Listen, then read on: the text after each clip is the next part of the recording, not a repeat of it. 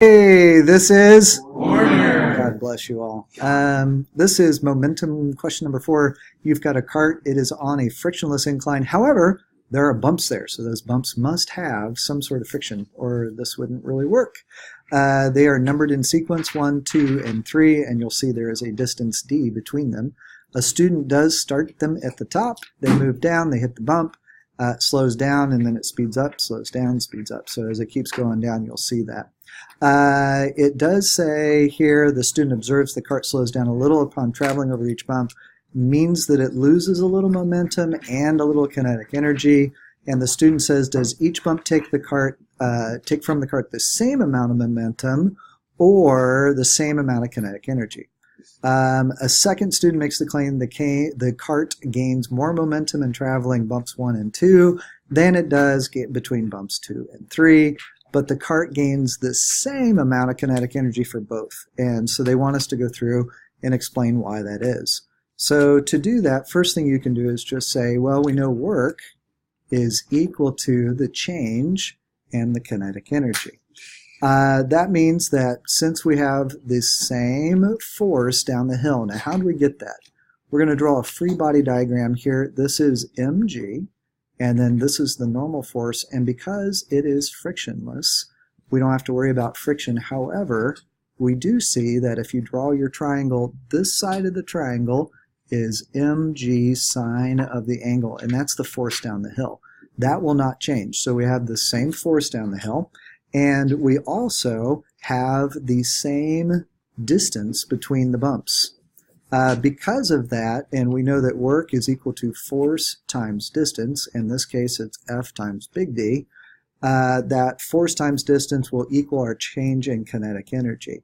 So the next thing that you need to say here is the cart speeds up by gaining kinetic energy. So here we do gain kinetic energy, but when you hit the bump, it slows you back down. So there is, as you go from one to the next, a little less time between each one because you're gaining kinetic energy as you go down. So as you pick up this kinetic energy, your velocity will slowly increase,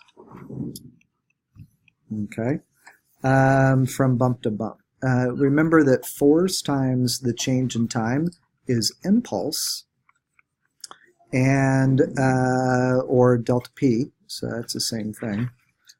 So as your time decreases, the momentum that you gain, that one does increase. And that's the first part, and those are the 2 points that you need for it. If you go to letter B, this one has the other 5 points for the 7-point problem. It says the first student makes the following prediction, not make, but makes. It says if each bump takes away the same small amount of momentum, then the cart will eventually reach a maximum speed, regardless of how long it's allowed down to roll the incline. However, if each bump takes away the same amount of kinetic energy, then the cart will always speed up and never reach maximum speed. So they want us in a clear, coherent paragraph-length response that includes equations or diagrams explain why this is correct.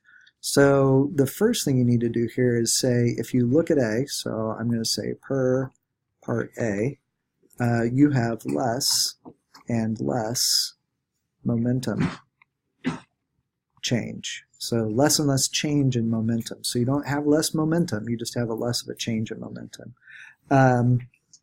Here we go. Next part, this would be the second point. So if you have the same change in momentum between bumps,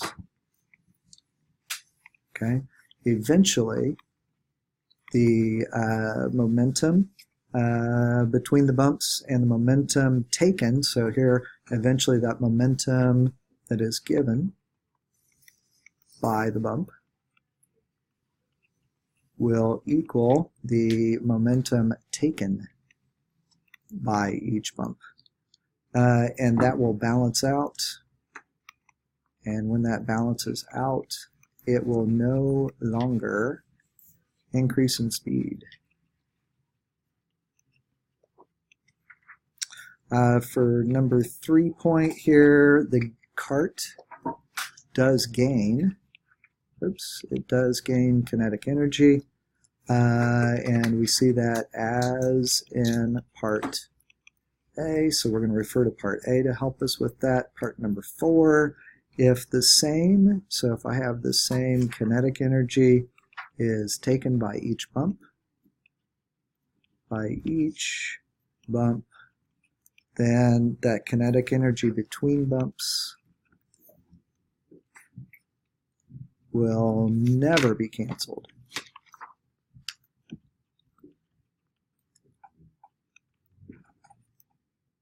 And therefore it speeds up as it goes. And then your 5th point is it just needs to be in paragraph form. And really all that means is that it has a flow.